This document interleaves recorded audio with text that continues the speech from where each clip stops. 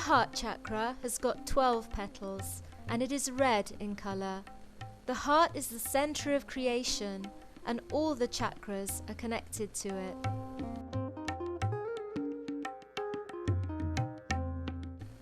On a physical level, the heart chakra is responsible for the respiration and heartbeat, and it is this chakra that produces the necessary antibodies to fight against any attack that tries to compromise our immune system. The center heart is governed by the Mother of the Universe. She gives us the sense of security. When you are at the age of 12 years, the bone that is in front here starts emitting antibodies. It creates antibodies within it till the age of 12 years. And then these antibodies are really the soldiers of the Mother of the Universe. We call her Jagadamba in Sanskrit language. And they spread to the whole of the body, and wherever there is an attack, they inform each other and they fight it out. These antibodies are created in the sternum bone, in the front side of the,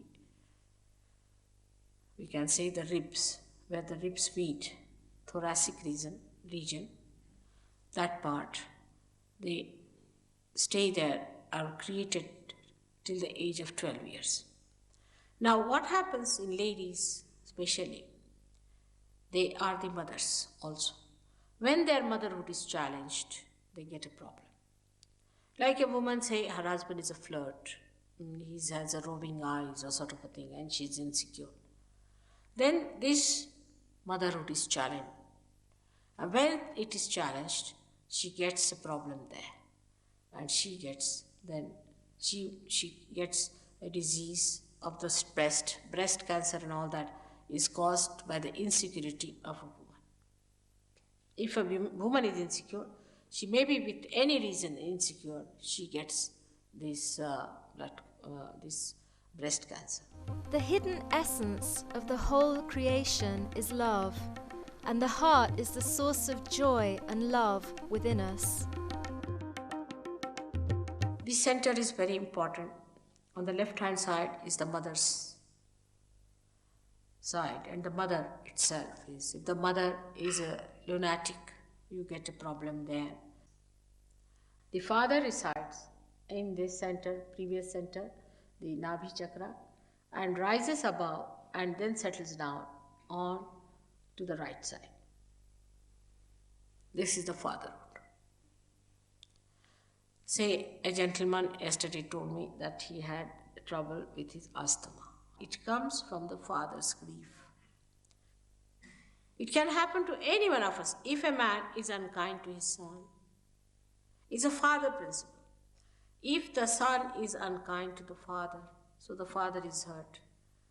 It's the father principle if it is disturbed by any chance. Or suddenly father dies and you feel the pinch of that all your life. All that can work out here and you get this right heart catch. With that, you get asthma. It is said that in homeopathy they believe that with more tension you get it. Because when you are more tense, you see, you remember your father. If he was here, he would have helped you. In the subconscious sometimes it works out. And that's how it adds to the problem.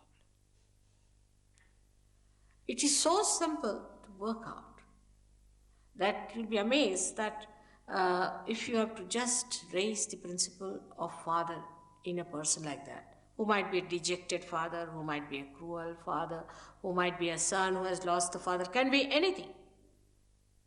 That you have to just put your hand on that part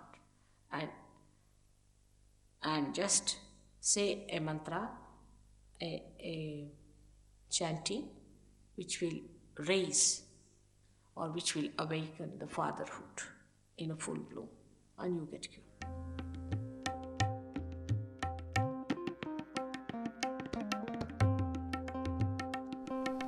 When the Kundalini awakens this chakra, our heart is united with the all-pervading power of love, awakening within us the state of yoga, which means our union with the divine, giving us all the joy and bliss that belongs to this state. The the spirit that resides on the left side of this chakra is nothing but the reflection of the Absolute within us, and it is what we should call our real or true inner self. There are two hearts. One is the heart of the spirit and one is the heart chakra. Spirit, it's a very ambiguous word. Even to alcohols we call it spirits, even to the dead souls we call them spirits, and even to the spirit, that is BR, the pure being, which is called as Atma in Sanskrit language, we call the word spirit. Here I am talking about that spirit, which is the pure being within you, which is a detached being within you, which is the witness within you, which sees you all the time, which watches you, which resides within you as joy and happiness in the heart. It resides in the heart. This spirit is not in our conscious mind, is not in our central nervous system, is not under our control. To give it an analogy, I say that the left side within us is like the brake, and the right side is like an accelerator in a car. Now, in the car, we are learning driving, sitting in the front seat, and there is the master watching at the back and seeing the whole play. Now, what you do is to go to the left, means sometimes you put the brake, sometimes you put the accelerator, make mistakes, and then you learn how to drive. That learning how to drive is the wisdom part of it, which comes to us through balancing our lives. Balance is the most important thing to begin with. But even if you don't have balance, I have seen in Sarjaga very imbalanced people get into the balance. Now this balancing, left and right, or say of the brake and the accelerator, gives you a position where you can say, now you have mastered the driving. But still there is the master sitting at the back. Then you become the master. The master is the spirit within you. You become the spirit and you start watching yourself as a driver. The whole thing becomes like a play, like a drama. That you separate yourself and start seeing everything happening before your eyes. Everything happening just like a drama outside you. And you are not the part and parcel of it. So you enter into the area of your axis and the periphery loses its impact on you. You become a person who is silent, blissful, quiet, and sees the periphery, the movement of the periphery, but you are not in it. You are.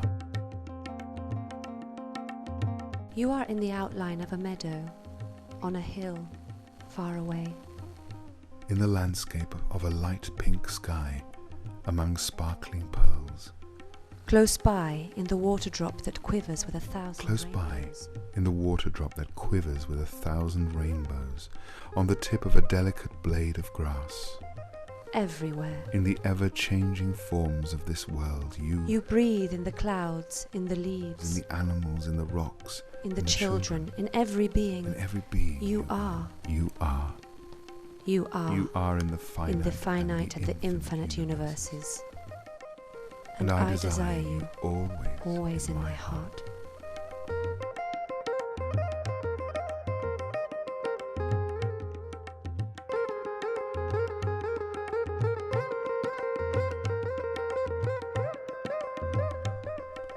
Now we can put our right hand on our hearts and observe our breathing.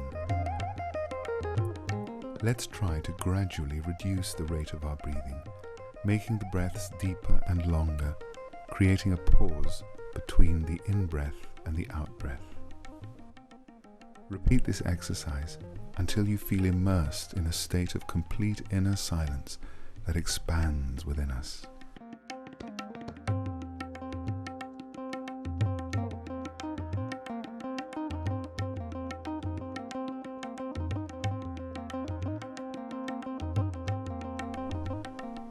Now let's try to feel in our hearts some of our qualities awakened by Kundalini.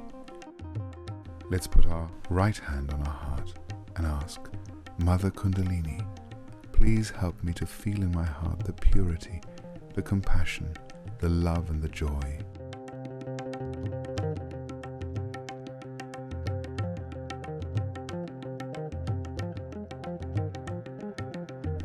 Help me to feel the poetry of life, the beauty of nature, and the harmony of the universe. Mother Kundalini, help me to expand the emotions of my heart. Let me reach an inner state without limits, without beginning or end.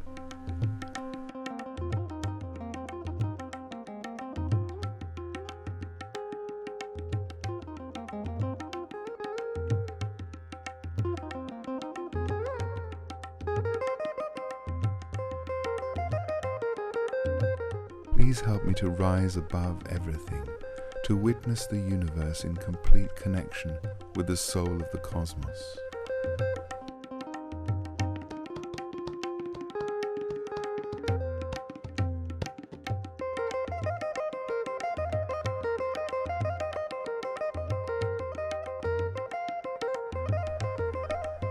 Mother Kundalini, let the heart of the universe be the object of my meditation.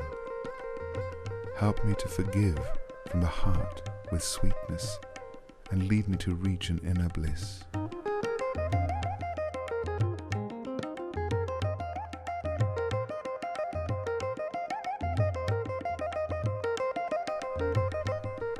We can finish by putting our right hand 5 to 10 centimeters above our fontanelle bone area and try to listen to the silence of our heart through the river of vibrations that flows out from this channel.